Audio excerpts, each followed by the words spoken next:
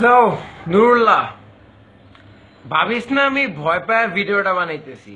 আমি জানি আমার নিয়ে ফেসবুকে অনেক কন্ট্রোভার্সি চলতেছে, বিভিন্ন পেজে আমারে পচা রাখতেছে না, আর ওখানে কমেন্ট গুলাতে তো ভদ্রলোকেরা খুব ভালো ভালো ভাষা ইউজ করতেছে।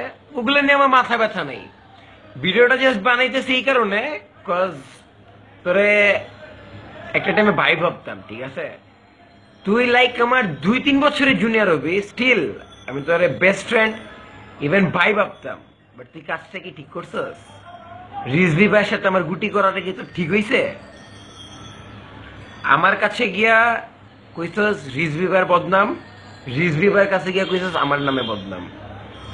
আর তুই কি বলস নাই সাদিয়ার খায় ছেড়া দিতে? আছে, যাই হোক, আমি ওই টপিকে না যাই, সাদিয়ার ম্যাটারে টোটালি না যাই। ভিডিওটা বানানোর মেইন রিজনটা হইতেছে যে তোরে যে আমি কালকে না পরশু মারলাম, মারার পর যখন আমি ভিডিওটা আবার দেখছি, দেখার পরে আমার লাইক নিজেরই খুব খারাপ লাগতেছিল যে এমনি আসলে তোর মারাটা উচিত হয় নাই আমার। And I am really sorry for that.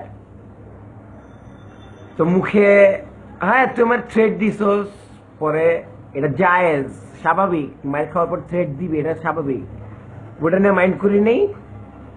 আমার মনে হয় না আমাদের ফ্রেন্ডশিপ আর আগের মতো থাকবে, কারণ আমি যা কাহিনী করছি, তুই যা কাহিনী করছস, যে সেটুক বললাম যে যদি পারোস মাফ করে this, I am extremely sorry. এই তো, আমি গুছিয়ে কথা বলতে পারি না ঠিক, তারপরও ট্রাই করলাম। টেক কেয়ার দোস্ত।